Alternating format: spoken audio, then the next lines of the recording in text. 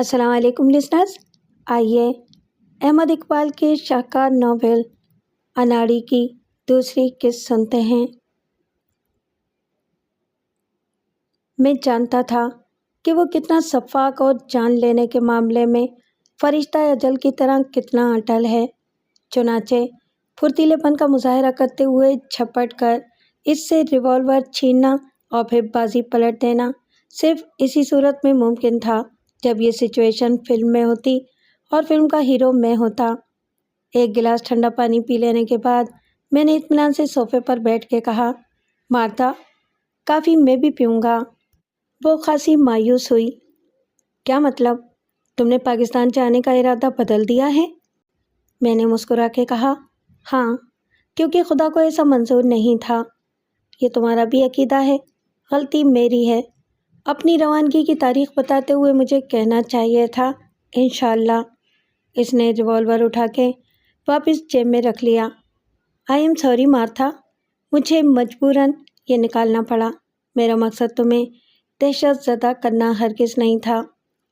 Martha ने नागवारी से कहा, तुम्हारे लिए मैं मिसेस मार्टन हूँ, डोंट कॉल मी मार्था, बदमाश। जब वो किचन की तरफ चली गई तो मैंने कहा, तुम्हारा नाम था अशरफ चीता। वो बोला, नाम और काम दोनों आज भी वही हैं। गोया तुम्हें कुछ पता नहीं कि इतने साल गुजर जाने के बाद अचानक आज चीफ को मेरी ज़रूरत क्यों पड़ गई। उसने एक जमाइली और नफ़ी में सर हिला दिया। मेरा काम बस इतना था कि आज तुम्हें पाकिस्तान न जाने दूँ। तुम नाकाम नहीं रहे, तुम्हारा रिकॉर्ड ख़राब नहीं हुआ, लेकिन फ़र्ज़ करो तुमको देर हो जाती, ट्रैफिक जाम तो इस वक्त नहीं होता, मगर हादसा हो जाता या कोई भी ऐसी बात हो जाती, फिर तुम्हें एयरपोर्ट पर रोक लिया जाता।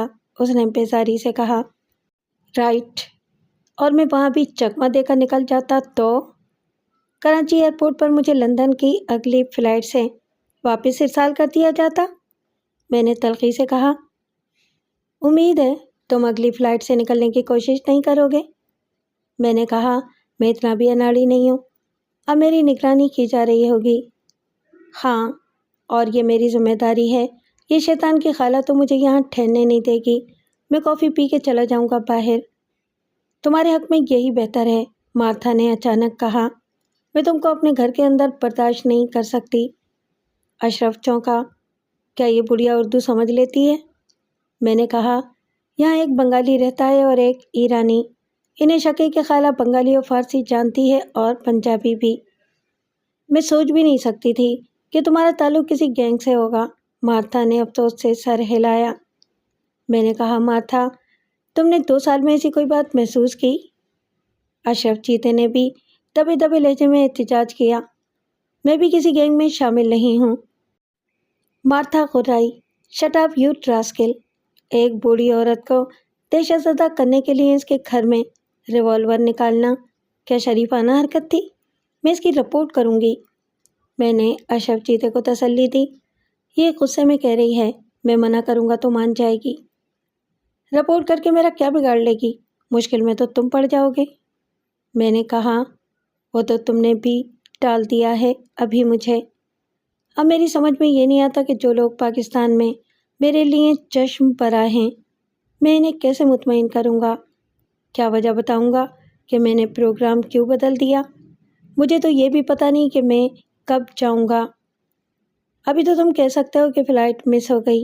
बाज़ औक़ात 1 हफ़्ते तक कराची की फ़्लाइट पर जगह नहीं मिलती। अगर इससे ज़्यादा रुकना पड़े तो कोई कायल करने वाला झूठ बोल देना। झूठ बोलना तुम्हारे लिए क्या मुश्किल है? अशरफ चीते ने कहा। हाँ, सच बोलना मुश्किल है। मैंने ठंडी सांस ली। सबके लिए होता है यार, इसने मुझे तसल्ली दी। मैंने मार्था की तरफ देखा। आज के बाद शायद तुम मुझे यहाँ रखना पसंद नहीं करोगी। मेरे बारे में तुमने अपनी राय बदल ली है मार्था। इसने रुखाई से कहा, इसमें मेरी क्या गलती है? रात का वक्त ना होता तो मैं कहती कि अपना सामान उठाओ और दफ़ा हो जाओ। मैं ऐसा ही करूँगा। अपनी सफाई में कुछ कहना ला हासिल होगा। लेकिन मार्था, मेरी दरख्वास्त है कि इस बारे में किसी को कुछ बताने की ज़रूरत नहीं। एक दिन तुम मान लोगी कि मेरा ताल्लुक़ किसी गैंग से नहीं था। मैं वाकई शरीफ आदमी था, जैसा कि तुमने 2 साल तक देखा। اس نے نفی میں سر ہلایا۔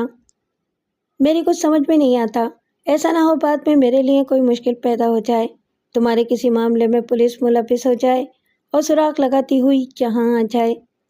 میں نے لجاجت سے کہا، یقین کرو ایسا نہیں ہوگا مارتھا۔ اس نے کہا، آخر یہ معاملہ کیا ہے؟ یہ ایک ذاتی معاملہ ہے۔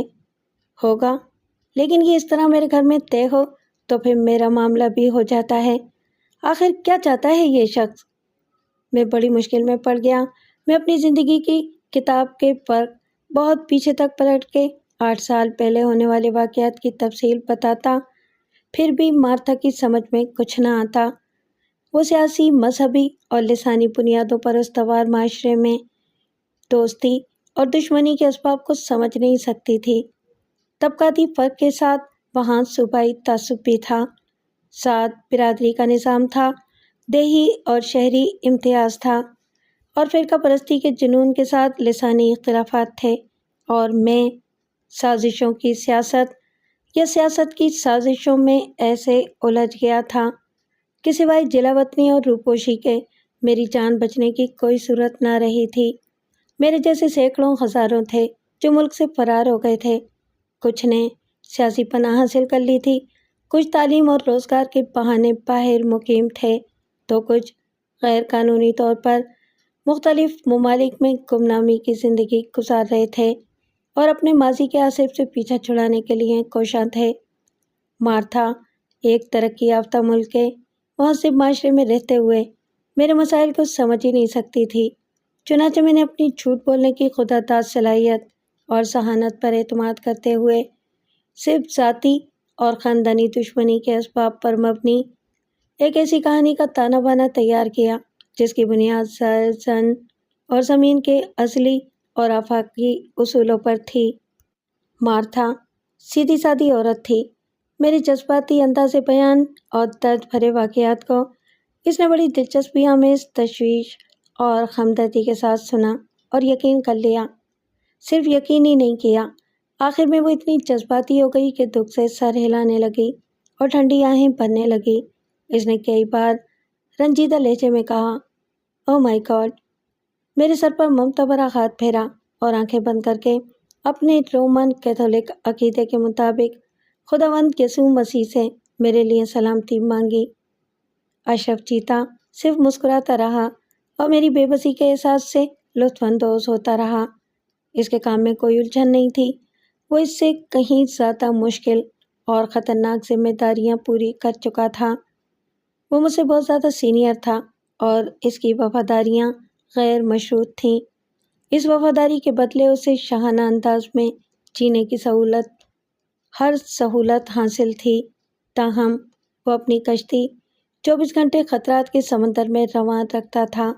وہ ایک ایسا جواری تھا جو ہر داؤ پر اپنی زندگی لگاتا جاتا تھا اور ظاہر بے حد خوش قسمت تھا کہ ہار سے محفوظ تھا۔ یہ تقدیر کا سمجھ میں نہ آنے والا کھیل تھا۔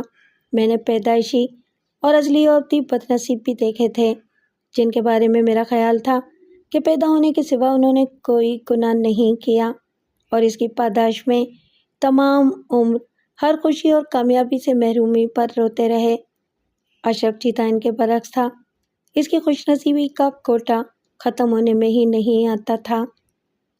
میرے لیے اس کی آمد اتنی ہی غیر متوقع اور تباہ کن تھی جتنی کسی ہستی بستی آبادی پر سیلاب اور طوفان جیسے آفات کا نزول۔ اس نے میری پرسکون زندگی اور خوشگوار مستقبل کے خوابوں میں زلزلہ برپا کر دیا تھا اور میں ہر طرف سے اندیشوں میں گھر گیا تھا۔ میری سمجھ میں نہیں آتا تھا کہ اب میں ان سب کو کیسے مطمئن کروں گا جو میری واپسی کے لیے چشم برآ ہیں۔ میں کسی سے یہ نہیں کہہ سکتا تھا کہ اشرف چیتا میری راہ میں حائل ہو گیا ہے، اور ابھی خود مجھے بھی معلوم نہیں کہ وہ کیا چاہتا ہے۔ کل کیا ہوگا؟ میری واپسی کب ہوگی یا نہیں ہوگی؟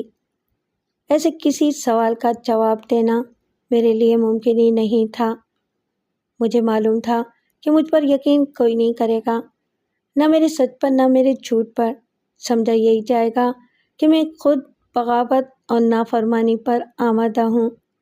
کسی نے مجھے بہکا دیا ہے خود میرے شیطانی خیالات نے یا شیطان کے روپ میں مجھ پر غلبہ پانے والی کسی فرنگی حسینہ نے۔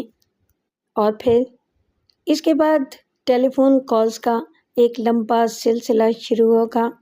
سب بولیں گے، میری کون سنے گا؟ دوسری طرف لندن میں ان گنت لوگ ہیں جن کو میرے نہ جانے سے سخت حیرت کا شوق لگے گا۔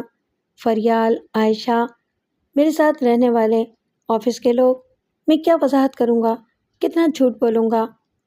میرے ذہن میں نفرت کا آتش فشاں بھی دھواں دے رہا تھا اور مجھے ناقابل عمل خیالات بھی اکساتے تھے کہ میں صرف سوچنے کے بجائے کچھ کروں، چیتے کا کام تمام کر دوں یا اس کے ساتھ جا کے چیف کو گولی مار دوں تاکہ میرے ساتھ دنیا کو بھی ان کے شر سے نجات ملے، ورنہ میں ساری عمر بلیک میل ہوتا رہوں گا ان کے مذموم مقاصد کی تکمیل کے لیے، غلط اور خطرناک راستوں پر چلتا رہوں گا اور اپنے لیے کبھی کچھ نہ کر پاؤں گا۔ مجھے اپنی بزدلی پر شرم آتی تھی۔ آخر مجھ میں کچھ کر گزرنے کا مجاہدانہ جذبہ کیوں نہیں ہے؟ جو ڈر گیا سو مر گیا، اور یوں ڈر ڈر کے اور مر مر کے جینے سے تو بہتر ہے۔ مگر جو ناممکن ہے وہ ناممکن ہے۔ میرے ایک احمقانہ قدم کا خمیازہ ان سب کو بھی بھگتنا پڑتا جن سے میرا جذبات اور خون کا، پیار کا اور اپنائیت کا رشتہ تھا۔ میں ان کے ساتھ دشمنی کیسے کر سکتا تھا؟ میں نے خود کو قابو میں رکھا اور یہ سوچا کہ نا امیدی لاغ حاصل ہے۔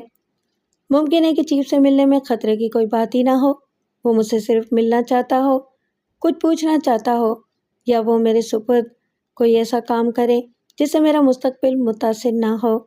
مجھے کل، پرسوں یا ہفتہ 10 دن بعد جانے کی اجازت مل جائے۔ چیف بے وقوف تو بہرحال نہیں ہے، وہ جانتا ہے کہ کسی کی قوت برداشت کی حد کہاں ہوگی۔ میں اسے دلیل سے نہ صحیح، میں نہ سماجت سے قائل کر سکتا ہوں۔ میں نے اس پر غور کیا، مگر پھر مجھے خود ہی یہ خیال احمقانہ محسوس ہوا۔ اگر رعایت کی کوئی بات ممکن ہو سکتی تو وہ اشرف چیتے کو اس طرح میرے پاس نہ بھیجتا۔ چیف سے بات نہ کرنے میں ہی میری عقل مندی تھی۔ میں نے ایک لمحہ سوچا اور پھر رضامندی کا اشارہ کرتے ہوئے اٹھ کھڑا ہوا۔ اشرف چیتے کے ہونٹوں پر کامیابی کی مسکراہٹ دوڑ گئی۔ میں نے مارتھا سے کہا کہ میں جا رہا ہوں اور امید ہے کہ فلائٹ پکڑنے میں کامیاب ہو جاؤں گا۔ اگر معقول وجہ بتائی جائے تو 1.5 گھنٹہ پہلے پہنچنے والوں کو بھی بورڈنگ کارڈ جاری کر دیا جاتا ہے۔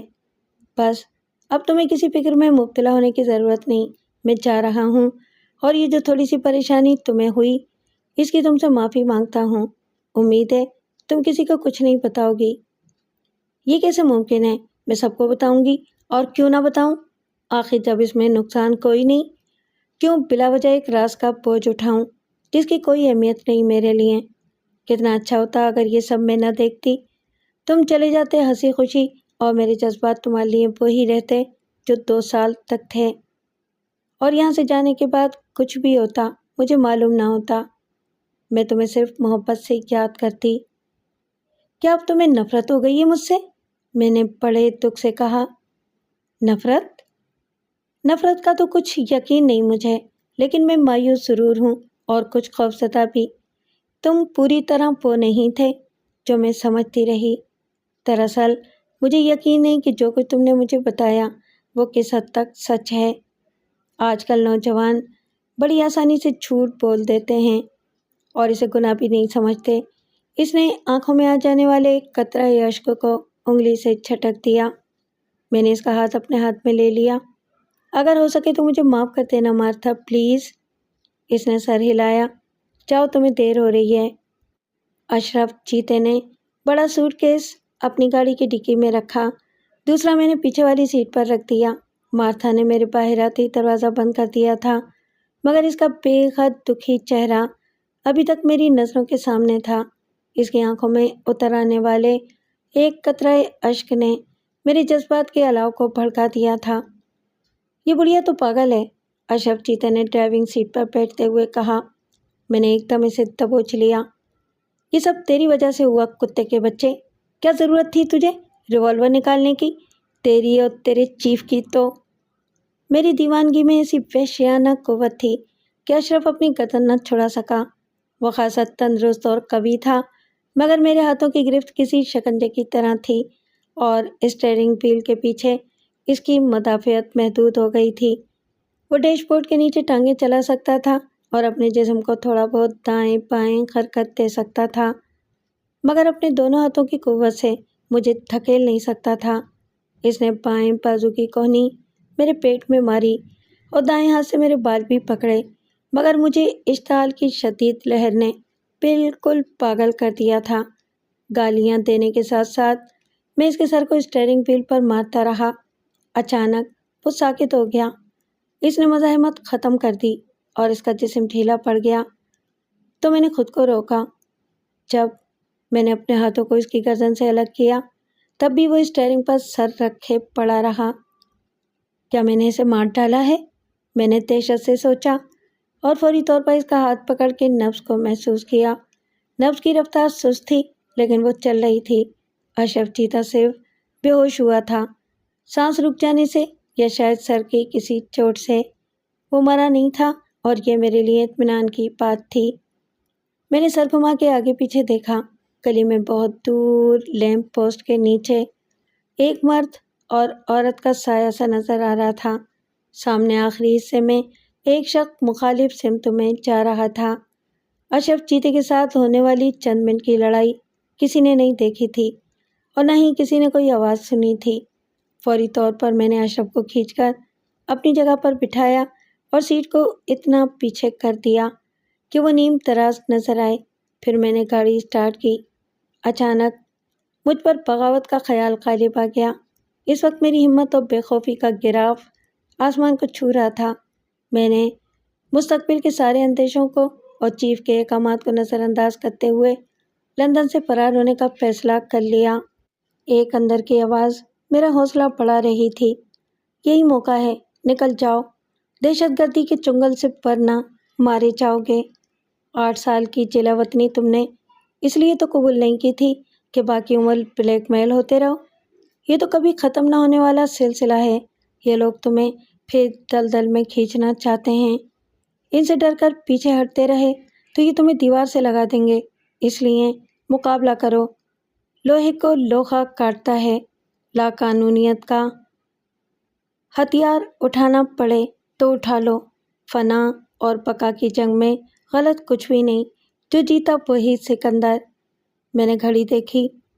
فلائٹ ٹائم میں اب بھی 2.25 گھنٹے باقی تھے۔ اگر میں طوفانی رفتار سے گاڑی چلاتا تو آدھے گھنٹے میں ایئرپورٹ پہنچ سکتا تھا۔ ایک مسئلہ اشرف چیتے کا بھی تھا۔ اس کی گاڑی کو میں پارکنگ ایریے میں چھوڑ سکتا تھا۔ گاڑی میں لیٹا ہوا وہ کسی کو فوراً نظر نہ آتا۔ میں اپنے سوٹ کیس کو نکال کے باہر رکھتا اور پورٹر کے پیچھے چل پڑتا۔ اشرف چیتے کے ہوش میں آنے یا بے ہوش پائے جانے سے پہلے جہاز اڑ جاتا، لیکن میں نے رسک کم کرنے کا فیصلہ کیا۔ میں نے گاڑی کو سڑک کے کنارے کھڑا کیا، سوٹ کیس اٹھا کے کچھ دور گیا اور پھر پہلی ٹیکسی کو روک لیا۔ میں نے کہا، میری گاڑی خراب ہو گئی ہے اور مجھے ڈر ہے کہ میں فلائٹ مس کر دوں گا، اگر تم مجھے آدھے گھنٹے میں پہنچا دو۔ سکھ ٹیکسی ڈرائیور نے سر ہلایا۔ او جی، پہنچانے کو تو میں 20 منٹ میں بھی پہنچا دوں، لیکن میرا ٹکٹ کٹ جائے گا۔ میں نے کہا، فرض کرو جرمانے کی رقم بھی میں ادا کر دوں۔ پھر فرض کیا کرنا جی، سمجھ لو آپ پہنچ گئے۔ اس نے بڑے عزم سے کہا اور گاڑی کو یوں دوڑانے لگا جیسے اسے کار ریس کا مقابلہ جیتنا ہے۔ اتفاقات خوشگوار بھی ہوتے ہیں۔ تیز رفتاری کے جرم میں اس کا چالان نہیں ہوا اور مجھے صرف کرایہ دینا پڑا۔ ایک خوش مزاج اور خوش شکل لڑکی نے میری وضاحت مسکراتے ہوئے قبول کی اور مجھے بورڈنگ کارڈ جاری کر دیا۔ اس کے بعد کے مراحل رسمی تھے۔ ٹرانزٹ لاؤنج میں پہنچ جانے کے بعد یہ ڈر ختم ہو گیا کہ اشرف چیتا یا اس کا بھوت میرے عزائم کو ناکام بنانے کے لیے پکڑو پکڑو چلاتا ہوا میرے پیچھے نہ آ جائے۔ جہاز کی پرواز کا وقت قریب تھا اور مسافروں سے التماس کی جا رہی تھی کہ وہ جہاز کی طرف روانہ ہوں۔ میں رکے بغیر ان میں شامل ہو گیا۔ جہاز میں میری سیٹ کھڑکی کے ساتھ تھی اور میں ہیتھرو ایئرپورٹ کی ساری ایکٹیویٹی دیکھ سکتا تھا۔ مجھے معلوم تھا کہ لندن امیگریشن پولیس کے اختیارات کیا ہیں۔ ضرورت پڑنے پر وہ کسی بھی فلائٹ سے فرار کی کوشش کرنے والے مجرم کو جہاز کے اندر آ کے گرفتار کر سکتے تھے۔ لیکن مجھے یہ امکان نظر نہ آتا تھا کہ آدھے گھنٹے کے اندر اندر اشرف چیتا ہوش میں آ جائے تو میرے خلاف رپورٹ درج کرائے اور پولیس اس کی درخواست کو درخورے اتنا سمجھتے ہوئے مجھے جہاز سے اتارنے کے لیے دوڑے۔ لہو لہان تو کیا، وہ معمولی زخمی بھی نہیں تھا۔ اگر وہ ہکلاتے ہوئے بہکی بہکی زبان میں قاتلانہ حملے کی تفصیل پیش کرتا تو پولیس شاید پہلے یہ ٹیسٹ کراتی کہ اس پر سر کی چوٹ کا اثر ہے یا وہ نشے میں ہے۔ وہ ہوش میں نہ آتا اور پولیس دیکھ لیتی تو اسے پہلے اسپتال پہنچایا جاتا۔ اس کے باوجود اگر یہ ثابت ہو جاتا کہ میں نے ہی اسے ناک آؤٹ کیا تھا تو یہ الزام اتنا سنگین بہرحال نہ تھا کہ اس کے لیے بین الاقوامی پرواز سے کسی مسافر کو آف لوڈ کیا جائے۔ اشرف چیتا کی ایک اور مشکل یہ تھی کہ وہ صرف حکم کا غلام تھا، اسے اپنی مرضی سے ذاتی معاملات طے کرنے کی اجازت بھی نہ تھی۔ میرے معاملے میں وہ چیف سے پوچھے بغیر کوئی قدم اٹھانے کی جرات کر ہی نہیں سکتا تھا۔ چنانچہ یہ معاملہ رفتے گزشت ہو گیا تھا۔ ایک آواز اب مسافروں سے سیٹ بیلٹ باندھنے کی درخواست کر رہی تھی۔ جب ہیتھرو ایئرپورٹ کا منظر پیچھے کھسکنے لگا تو میں سمجھ گیا کہ جہاز ٹیک آف کرنے کے لیے چل پڑا ہے۔ میں اپنے پروگرام کے مطابق لندن سے روانہ ہو گیا تھا۔ چیف اور اس کا پیغام پر اشرف چیتا مجھے روکنے میں ناکام رہے تھے۔ وقتی طور پر ان کی اس شکست سے مجھے بڑی طمانینت حاصل ہو رہی تھی۔ آگے کیا ہوگا یہ ابھی میں سوچنا بھی نہیں چاہتا تھا۔ میں باہر دیکھتا رہا۔ لندن شہر کی روشنیاں آسمان کے تاروں کی طرح ہو گئی تھیں۔ میرے ارد گرد آخر شب کا اندھیرا تھا جو گہرا ہوتا جا رہا تھا۔ گزرے ہوئے 6 سالوں کی ہر یاد ہنوز میرے ساتھ تھی اور باہر تاریکی میں میرے تصور کے تراشے ہوئے سارے پیکر میرے سامنے سفر کر رہے تھے، جہاز کی رفتار سے اس کے متوازی اور میری کھڑکی کے بہت نزدیک پرواز کرتے جا رہے تھے۔ سب سے قریب عائشہ اور فریال کے اداس اور دل شکستہ چہرے تھے اور پھر ان کے بعد اشرف چیتے کا منحوس چہرہ نمودار ہوا۔ اس نے کہا، پی کے پتر، یہ تم نے بہت برا کیا۔ میں نے کہا، تم کون سی اچھائی کر رہے تھے میرے ساتھ؟ فرار ہو کے تم کہاں جا سکتے ہو؟ قاتل، تمہیں پھانسی ضرور ہوگی۔ میں نے فوراً تردیدی بیان جاری کیا، میں نے تمہیں قتل نہیں کیا۔ پھر کیا جارج بش نے کیا؟ لندن پولیس میری لاش دریافت کر چکی ہے اور تمہارا سراغ بڑی آسانی سے لگا لے گی۔ بکواس بند کرو، نہ میرا ایسا ارادہ تھا اور نہ تم مرے تھے، تم صرف بے ہوش تھے، میں نے اچھی طرح دیکھ لیا تھا۔ چیف سخت مشتعل ہے، اس کو احکامات کی خلاف ورزی بالکل پسند نہیں اور بغاوت کرنے والوں کی کیا سزا ہوتی ہے یہ تم اچھی طرح جانتے ہو۔ میں نے مزید بلیک میل نہ ہونے کا فیصلہ کر لیا ہے۔ وہ ہنسا، اور چیف اس فیصلے کے آگے سر جھکا دے گا؟ اگر تم ایسا سمجھتے ہو تو ٹھیک ہے، کراچی پہنچتے ہی معلوم ہو جائے گا۔ میں نے کچھ تشویش کے ساتھ کہا۔ کراچی پہنچ کے کیا ہوگا؟ کارکن آئیں گے تمہارے استقبال کرنے، پھولوں کے ہار لے کر۔ چیف کی طرف سے تمہیں تمغہ جرت دیا جائے گا۔ بڑی شاندار تقریب ہوگی، تمہارے والدین بھی مدعو ہوں گے۔ تمہیں اپنا بھائی یاد تو ہوگا، وہ بھی تو بہت بہادر تھا۔ اس کے ساتھیوں نے اتفاق رائے سے اس کی قبر پر نام کے ساتھ شہید لکھوایا تھا۔ میں نے کہا، تم مجھے خوفزدہ کر رہے ہو۔ تمہارے ماں باپ زیادہ خوفزدہ ہیں۔ کسی نے کچھ دیر پہلے انہیں فون کر کے کہا تھا کہ میت سے پہلے 3:30 بجے کراچی پہنچے گی، وصول کر لیں۔ تم ایسا نہیں کر سکتے۔ وہ شیطانی انداز میں ہنسا۔ ہم نے تو یہ بھی کہہ دیا تھا کہ کفن تیار رکھیں اور اپنے پہلے شہید بیٹے کی قبر کے ساتھ ہی دوسرے کے لیے بھی جگہ دیکھ لیں۔ میں چلایا، نہیں، یہ ظلم مت کرو، ان کا دنیا میں اور کوئی نہیں، بہت دکھ اٹھائے ہیں انہوں نے زندگی میں، وہ بوڑھے ہیں۔ اس نے افسوس سے سر ہلایا۔ یہ تو تمہیں کوئی احمقانہ قدم اٹھانے سے پہلے سوچنا چاہیے تھا، فی کے پتر۔ شٹ اپ، میں نے خرا کے کہا۔ اور یوں ہی سوتے جاگتے دن نکل آیا۔ صبح اچانک ہی ہو گئی تھی۔ دن چڑھنے کے بعد جذبات کی دھند صاف ہوئی تو عقل کی روشنی میں بہت سے اندیشے میرے حواس پر یلغار کرنے لگے اور خطرات بن کے میرے خیالات پر کیوں غالب آنے لگے، جیسے افق سے اٹھنے والے بادل دیکھتے ہی دیکھتے گھٹا بنے اور سارے آسمان کو ڈھک لیں۔ اشرف چیتے کی آمد میرے لیے ایک وارننگ تھی کہ میں کسی خوش فہمی میں نہ رہوں۔ بے شک تنظیم سے میری عملی وابستگی 6 سال پرانی بات ہے، مگر بات پرانی ہونے سے تعلق ختم نہیں ہوتا۔ مجھ پر آج بھی ان کا کنٹرول ہے۔ تنظیم اپنے کارکنوں پر ایسے ہی کنٹرول حاصل کرتی تھی۔ نچلی سطح پر ناپختہ ذہن رکھنے والے نوجوانوں کو پرکشش نعروں یا استحصال سے غلام بنایا جاتا تھا، لالچ سے آگے بڑھایا جاتا تھا اور برین واشنگ کیے جانے والے یہ نوجوان تنظیم کے مقاصد کی خاطر سب کچھ کرنے کو تیار ہو جاتے تھے۔ انہیں یہ بھی بتایا جاتا تھا کہ ایک خوشحال مستقبل کی جدوجہد ایک جہاد ہے، اصل اہمیت مقصد کے حصول کی ہے اور اس کے لیے قربانی ناگزیر ہے۔ دنیا میں عزت سے جینے کا حق مانگنے سے نہیں ملتا۔ لاکھوں نوجوان کارکن ترغیب کے اس جال میں گرفتار ہوئے۔ کچھ عیار اور موقع پرست نوجوان مالا مال ہو گئے، زیادہ ہوشیار، اچھے عہدوں پر فائز ہو گئے، بے وقوف اپنا مستقبل تباہ کر بیٹھے۔ وہ بلیک میل ہوئے، ان کی تعلیم ادھوری رہ گئی، ان کے خاندان برباد ہو گئے۔ تنظیم ایک ایسی مافیا تھی جو نہ روح گردانی برداشت کرتی تھی اور نہ ہی غداری۔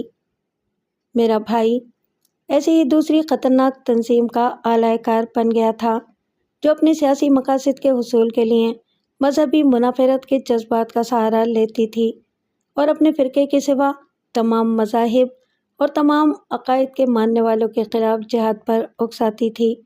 ہر سال جب 21 فروری کی تاریخ آتی تھی تو ہمارے گھر کو ایک سوگواری کھیل لیتی تھی۔ ابا خاموش اور ذہنی طور پر غیر حاضر محسوس ہوتے تھے۔ وہ بھول جاتے تھے کہ چائے ٹھنڈی ہو رہی ہے یا اخبار پر ان کی نظر ایسے ہی ٹھہر گئی ہے جیسے کلاک میں سیکنڈ کی بڑی سوئی چلتے چلتے رک جاتی ہے اور پڑھ کچھ بھی نہیں رہے ہیں۔ اماں منہ پھیر کے بہانے بہانے دوپٹے سے آنکھیں صاف کرتی تھیں۔ شام میں ابا کے ساتھ قبرستان جاتا تھا۔ ہم قدیر احمد شہید کی قبر پر پھول ڈال کے اور اگربتیاں سلگا کے دعا مانگتے تھے اور گھر لوٹ آتے تھے۔ رات تک اس ماتمی فضا کا اثر کچھ زائل ہونے لگتا تھا اور اماں ابا قدیر کی باتیں کرنے لگتے تھے۔ اگلا دن معمول کے مطابق گزرتا تھا۔ گزشتہ 14 سال سے ایسا ہی ہو رہا تھا۔ قدیر مجھ سے عمر میں 6 سال بڑا تھا۔ آج اگر وہ زندہ ہوتا تو اس کی عمر 36 سال ہوتی، لیکن 1990 میں اس کا قتل ہو گیا تھا۔ اس وقت میری عمر 14 سال تھی اور قدیر کی 20 سال۔ عین عالم شباب میں وہ مر گیا۔ قدیر میرا نہ سگا بھائی تھا نہ سوتیلا۔ دسمبر 1980 میں جب ہم برف باری دیکھنے مری گئے تھے، اس وقت میری عمر 4 سال تھی۔ واپسی پر برف باری ہو رہی تھی۔ ابا نے کرائے کی کار لی۔ روانہ ہوتے ہوتے شام ہو گئی۔ ہلکی ہلکی برف باری مری سے روانہ ہوتے وقت بھی ہو رہی تھی اور آسمان ابر آلود تھا، مگر مری کا رہنے والا ڈرائیور بہت تجربہ کار تھا۔ اس نے تسلی دی کہ فکر کی کوئی بات نہیں۔ گھوڑا گلی پہنچنے تک برف باری میں اضافہ ہو گیا، مگر ڈرائیور نے گاڑی نہیں روکی۔ اچانک ہیڈ لائٹس کی روشنی میں ڈرائیور کو سڑک کے درمیان کوئی چیز دکھائی دی۔ اس نے بریک لگائے اور گاڑی روک دی۔ اس نے دیکھ لیا تھا کہ سڑک پر کوئی چیز نہیں بلکہ ایک بچہ تھا۔ وہ کوئی بہت غریب سا اور کمزور بچہ تھا۔ ابا نے ڈرائیور کے ساتھ مل کر بچے کو گاڑی میں ڈالا اور کمبل میں لپیٹ لیا۔ راولپنڈی پہنچتے ہی اسے ہولی فیملی ہسپتال لے گئے۔ اماں اور ابا رات بھر ICU کے باہر بینچ پر بیٹھے رہے۔ میں بھی اسی بینچ پر کمبل میں لپٹا سوتا رہا۔ صبح ڈاکٹرز نے بتایا کہ بچے کی حالت اب کافی بہتر ہے۔ اگلے دن اسے وارڈ میں شفٹ کر دیا گیا۔ 3 دن بعد وہ بچہ بھی ہمارے گھر آ گیا۔ اس کی عمر 11-12 سال تھی۔ جو کہانی اس نے سنائی وہ بڑی لرزہ خیز تھی۔ اس نے بتایا کہ اس کا نام قدیر احمد ہے۔ اس کا باپ ایک ٹرک ڈرائیور تھا۔ وہ 1 سال پہلے حادثے میں ہلاک ہو گیا تھا۔ اسی حادثے کے 6 ماہ بعد ایک رات ڈاکو اس کی ماں کو اٹھا لے گئے۔ قدیر کے ایک رشتے کے چچا نے گھر کی ہر چیز پر قبضہ کر لیا اور قدیر کے ساتھ ایسا ظالمانہ سلوک کیا کہ ایک رات وہ گھر سے فرار ہو گیا۔ وہ لاہور آ گیا اور 2 راتیں اس نے داتا صاحب کے لنگر سے پیٹ بھر کے گزاری۔ دن بھر وہ لاہور میں آوارہ گردی کرتا تھا، اسے کوئی کام آتا بھی نہ تھا۔ اگر کسی ہوٹل یا گیراج میں کام مل جاتا تو اس کے رہنے کا ٹھکانہ بھی ہو جاتا، لیکن اسے سب سے آسان کام بھیک مانگنا لگتا تھا۔ لیکن اس میں ہمت نہ تھی کہ کسی کے سامنے گڑ گڑائے اور ہاتھ پھیلائے۔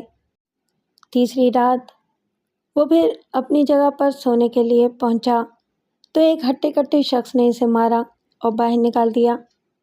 روز آ جاتا ہے یہاں جیسے اس کے باپ کا بیڈ روم ہے، اس نے کہا اور قدیر کو روتا دیکھ کے بولا، 10 روپے لیتا ہوں میں، تو 5 دے سکتا ہے تو سو جا ورنہ پھٹ ادھر سے۔ تیسری رات قدیر مینار پاکستان والے گراؤنڈ کے باہر فرش خاک پر لیٹا جہاں لات تعداد بے گھر پڑے تھے۔ وہ دن بھر بھٹکتا پھرنے سے سخت تھکا ہوا تھا، اسے فوراً نیند آ گئی۔ صبح کسی نے ٹھوکر مار کے اسے جگایا۔ وہ ہڑبڑا کے اٹھا تو اسے آس پاس بہت سے لوگ اور کچھ پولیس والے نظر آئے۔ پھر اس کی نگاہ اپنے قریب سوئے ہوئے لوگوں پر پڑی تو خوف سے اس کی آنکھیں پتھرا گئیں۔ 3 افراد اپنے ہی خون میں لتھڑے ہوئے بڑی بے ترتیبی سے الٹے سیدھے پڑے تھے۔ ان سب کے سر پھٹے ہوئے تھے اور زمین ان کے لہو سے لال ہو رہی تھی۔ کسی نے سوتے میں ان کے سروں کو بھاری پتھر مار کے کچل دیا تھا۔ وہ یقیناً درد اور اذیت سے چلائے ہوں گے، لیکن قدیر کی نیند اتنی گہری تھی کہ اس نے کچھ نہیں سنا۔ آس پاس کے دوسرے لوگ شاید اٹھ کر بھاگ گئے تھے یا ان کے قریب کوئی بھی نہیں تھا۔ پولیس قدیر کو پکڑ کے تھانے لے گئی اور 2 دن تک اس سے پوچھ گچھ کرتی رہی، اسے وحشیانہ تشدد کا نشانہ بنایا۔ قدیر نے بتایا کہ وہ کون ہے اور کہاں سے آیا ہے۔ تیسری رات اس کا رشتے کا چچا آ گیا۔ قدیر نے سوچا کہ اب تھانے سے اس کی گلو خلاصی ہو جائے گی، باہر نکل کے وہ چچا کو بتا دے گا کہ وہ واپس اس کے ساتھ گھر جانے کے لیے تیار نہیں۔ لیکن اسے سخت صدمہ ہوا جب چچا نے اسے پہچاننے سے بھی انکار کر دیا۔ شاید وہ بھی نہیں چاہتا تھا کہ قدیر اس کے گلے پڑے اور کل کو بڑا ہو کے باپ کے گھر کی ملکیت کا دعویٰ کرے۔ قدیر نے ابا کو بھی بتایا کہ اس کے ڈرائیور باپ نے گھر میں سہولت کی ہر چیز فراہم کر رکھی تھی۔ وہ 2 کمروں کا چھوٹا سا مکان اور اس میں موجود ہر چیز قدیر کے باپ کی تھی۔ پولیس اتنی بیوقوف نہیں تھی کہ قدیر کے چچا کے انکار کو آسانی سے تسلیم کر لیتی۔ 10-12 سال کے ایک بچے نے جھوٹ نہیں بولا تھا، اس نے اپنے چچا کا نام پتہ سب ٹھیک بتایا تھا۔ پولیس نے ایک رات اسے بھی تھانے میں الٹا لٹکا کے سب پوچھ لیا۔ اب یہ خود قدیر کو بھی معلوم نہیں تھا کہ چچا نے پولیس کے ساتھ کیا مکمکا کیا اور اپنی رہائی پانے کے لیے کیا قیمت ادا کی۔ قدیر نے مزید 1 ہفتہ تھانے میں گزارا اور یہ اس کی زندگی کا ایسا تجربہ تھا جس نے اس کی شخصیت پر گہرے منفی اثرات مرتب کیے۔ 1 ہفتے کے بعد ایک رات قدیر کو اس پرعقوبت جہنم سے نکلنے کا ایک موقع ہاتھ آیا۔ کسی شخص نے ایک عمر رسیدہ خاتون کو تھانے پہنچایا تھا جو نسیان کے مرض کا شکار تھیں، یعنی انہیں بھول جانے کی بیماری تھی۔ وہ اپنی بہو کے ساتھ بازار گئی تھیں اور وہاں کہیں بھیڑ میں گم ہو گئیں۔ رات تک ہر جگہ تلاشی میں ناکامی کے بعد ان کے بیٹے نے پولیس سے رجوع کیا تو اسے معلوم ہو گیا کہ اماں فلاں تھانے میں بیٹھی ہوئی ہیں۔ جب کیپٹن تھانے میں پہنچا تو پوری یونیفارم میں تھا، غالباً اسے گھر جا کے کپڑے بدلنے کی مہلت ہی نہیں ملی تھی۔ قدیر کی اس پر نظر پڑی تو وہ کپتان صاحب کے اور پھر ان کی ماں کے پیروں سے لپٹ گیا اور دھاڑے مار مار کے روتے ہوئے التجا کرنے لگا کہ وہ اسے تھانے والوں کے حیوانی ظلم سے بچائیں۔ تھانے کے عملے میں سراسیمگی پھیل گئی۔ کیپٹن نے قدیر کی بات سن بھی لی تھی اور سمجھ بھی لی تھی اور اس کا نتیجہ یہ ہوا کہ وہ اسے اپنے گھر لے آیا۔ لیکن کپتان صاحب کی بیوی بہت بد مزاج اور بد خصلت تھی، اسے قدیر کی گھر میں آمد ایک آنکھ نہ بھائی۔ اس نے ہنگامہ کیا کہ اس جانور کو انسان بنانا تو ہمارے بس کی بات ہی نہیں، اس کے ساتھ رہ کے ہمارے بچے بھی خراب ہوں گے۔ نیک دل کپتان اس سے متفق نہ تھا۔ وہ ماں کی وجہ سے بھی مجبور تھا۔ وہ قدیر کو پڑھانا لکھانا چاہتا تھا، مگر بیوی نے اس کے ساتھ نوکروں جیسا ہی سلوک رکھا۔ دسمبر میں ان کی فیملی اسنو فال دیکھنے مری گئی اور وہ ایک ہوٹل میں ٹھہرے۔ وہاں کیپٹن کی بیوی کے ہاتھوں کے 2 سونے کے کنگن اور جھمکے غائب ہو گئے جو بقولے اس کے میز پر رکھے تھے، اور بالآخر شک کے تحت اس نے قدیر کا نام لیا اور اسے پولیس کے حوالے کرنے کو کہا۔ کپتان نے کہا، دیکھو وہ ایسا نہیں ہے، اگر نہیں ہے تو معلوم ہو جائے گا اور یہ کام پولیس اچھے سے کرے گی۔ دیکھو محض شک کی بنا پر ظلم مت کرو، پولیس اسے بہت مارے گی اور اماں کو کتنا صدمہ ہوگا۔ اس نے کہا، میں کچھ نہیں جانتی، اگر یہ تم سے نہ ہوا تو میں کروں گی۔ کپتان نے کہا، اوکے، میں اسے پولیس اسٹیشن لے جاتا ہوں۔ کپتان نے قدیر کو اپنے ساتھ گاڑی میں بٹھایا اور پولیس اسٹیشن لے گیا۔ اس نے راستے میں قدیر سے زیورات کے بارے میں پوچھا تو وہ رونے لگا۔ وہ کپتان کی بیوی کی باتیں پہلے ہی سن چکا تھا۔ کپتان صاحب، آپ نے تو مجھے پولیس کے قبضے سے چھڑایا تھا، آپ مجھے پھر ان کے حوالے کر رہے ہیں، وہ مار ڈالیں گے مجھے۔ کپتان نے اسے تسلی دی، میرا ایسا کوئی ارادہ نہیں، اگر مجھے انسانوں کی پہچان نہ ہوتی میں تمہیں اپنے گھر کیوں لے جاتا؟ چاہتا تو میں کچھ اور تھا قدیر، لیکن افسوس کہ وہ میرے بس کی بات نہیں۔ میری بیوی تمہاری دشمن ہو رہی ہے، وہ تمہیں گھر سے نکال کے رہے گی۔ آپ میری مدد کریں صاحب۔ کیسے مدد کروں تمہاری؟ میرے گھر میں ہر وقت ٹینشن رہے گی۔ پھر میں کیا کروں؟ قدیر رونے لگا۔ کپتان نے اسے تسلی دی، قدیر رونے کی کوئی بات نہیں، میں تم سے شرمندہ ہوں، تم کہیں اور چلے جاؤ۔ کہیں اور چلا جاؤں؟ مگر کہاں جناب؟ پریشان ہونے کی ضرورت نہیں، میرے چچا ایک NGO چلا رہے ہیں، تم وہاں چلے جاؤ، میں تم سے رابطے میں رہوں گا۔ کپتان نے ایک رکا اسے لکھ کے دیا اور اس کے پیچھے اپنا نام اور پتہ لکھ دیا۔ لو یہ رکھ لو، راولپنڈی میں ان کو تلاش کرنا تمہارے لیے مشکل نہ ہوگا۔ قدیر نے رکا لے لیا۔ آپ فون تو کر دیں گے نا؟ ہاں ہاں، اور میں تم سے بھی فون پر بات کرتا رہوں گا، کپتان نے کہا اور جیب سے اپنا بٹوا نکالا۔ اس وقت میرے پاس صرف 4000 روپے ہیں، یہ رکھ لو۔ یہاں کسی سے پوچھ لینا بس کا اڈا کدھر ہے، اور جو ویگن تیار ہو اس میں بیٹھ جانا، ٹھیک ہے؟ خدا حافظ۔ قدیر نے گاڑی کو موڑ کاٹ کے غائب ہوتے دیکھا اور پھر بس کے اڈے کی طرف چل پڑا۔ اڈے سے ایک ویگن نکل رہی تھی۔ ایک شخص نے اسے غور سے دیکھ کر کہا، پنڈی جانا ہے کاکا؟ قدیر صورت سے ہی بہت پریشان اور خوف زدہ لگتا تھا۔ اس نے سر ہلایا۔ دوسری ویگن کب جائے گی؟ اس کی سواریاں پوری ہونے میں دیر لگے گی، کیا پتہ رات ہی ہو جائے۔ جلدی جانا ہے تو میری گاڑی میں بیٹھ جا، میں پنڈی جا رہا ہوں، مگر مفت میں نہیں لے جاؤں گا، پیسے ہیں نا؟ قدیر نے سرخ رنگ کی خیبر کار کو دیکھا اور سر ہلایا۔ کتنے پیسے ہوں گے جی؟ چل تو ویگن کا کرایہ ہی دے دینا، تو آگے بیٹھ جا، 3 بندے پیچھے ہوں گے۔ قدیر گاڑی میں بیٹھ گیا۔ 10 کے بجائے 20 منٹ گزر گئے۔ ڈرائیور بدستور آوازیں لگا رہا تھا، چلو ایک سواری پنڈی، جبکہ اسے 3 مسافر درکار تھے اور شام ہو جانے کے بعد پنڈی جانے والوں کی تعداد بہت کم ہو گئی تھی۔ جو اکا دکا مسافر آتے تھے وہ بس میں بیٹھ جاتے تھے۔ آدھے گھنٹے بعد قدیر نے بے چینی سے کہا، اور کتنی دیر انتظار کرنا پڑے گا جی؟ وہ قدیر کو گھور کے بولا، بہت جلدی ہے تو 250 نکال، میں تجھے لے جاتا ہوں۔ قدیر نے 4 میں سے 1000 کا ایک نوٹ الگ کر کے ڈرائیور کی طرف بڑھا دیا۔ ٹھیک ہے، اب تم چلو۔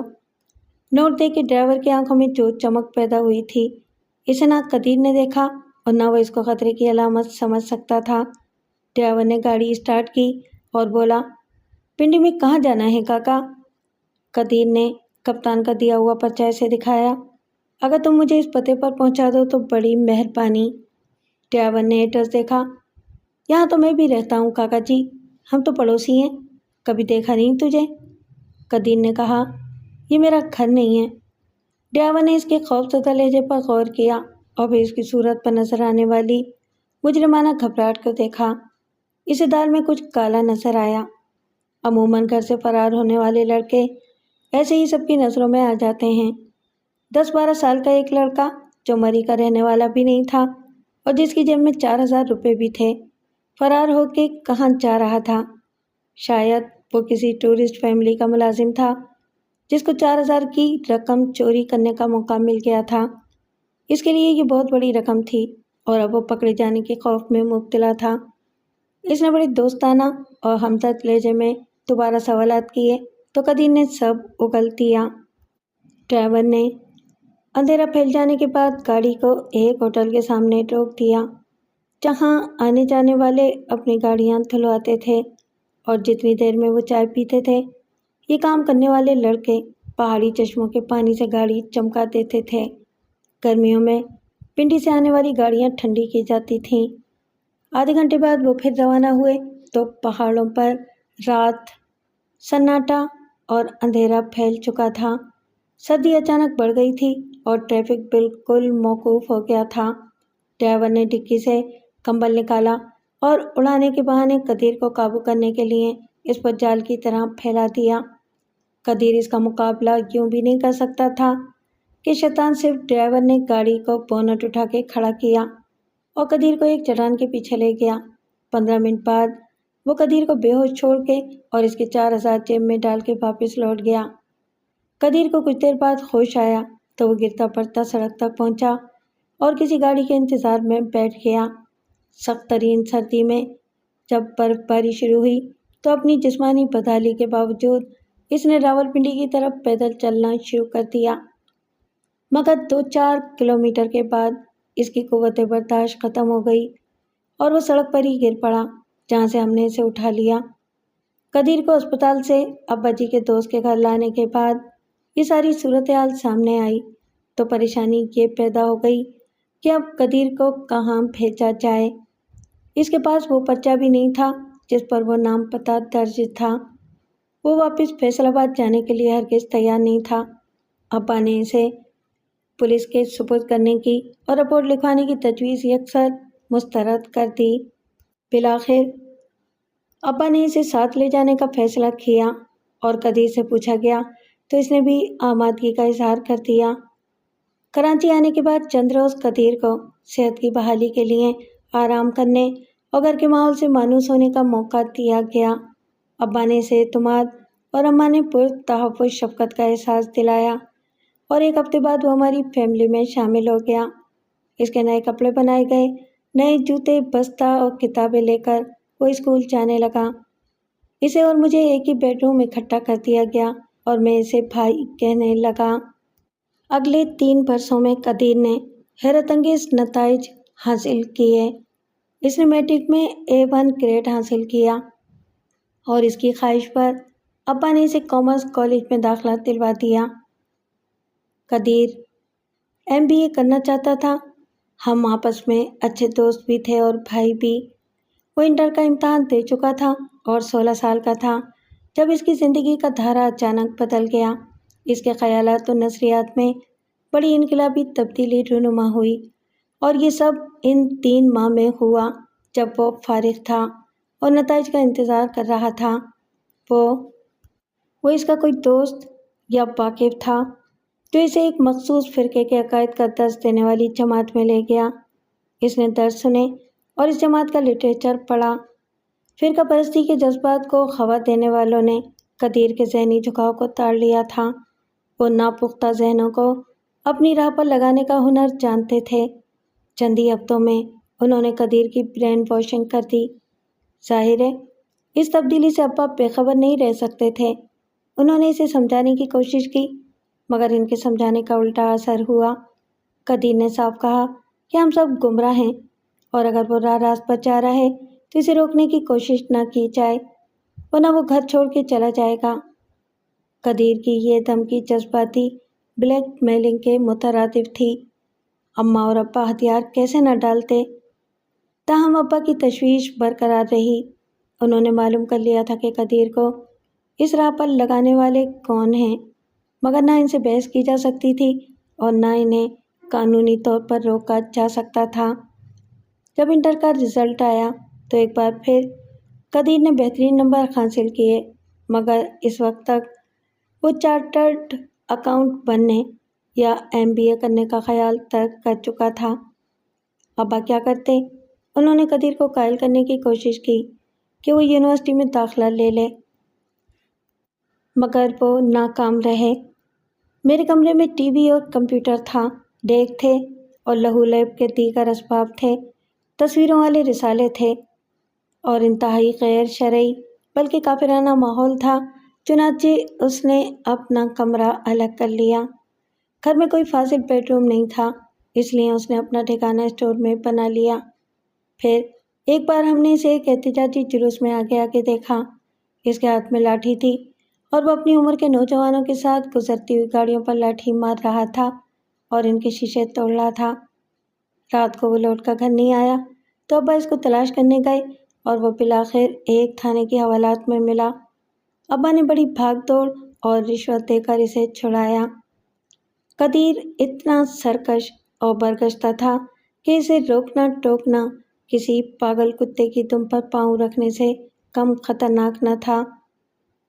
اماں ابا سخت بے بس ہو گئے تھے۔ شاید میں ایسا کرتا تو وہ مجھے گھر سے نکال دیتے، مگر قدیر چلا جاتا تو ان کی ساری محنت پر پانی پھر جاتا۔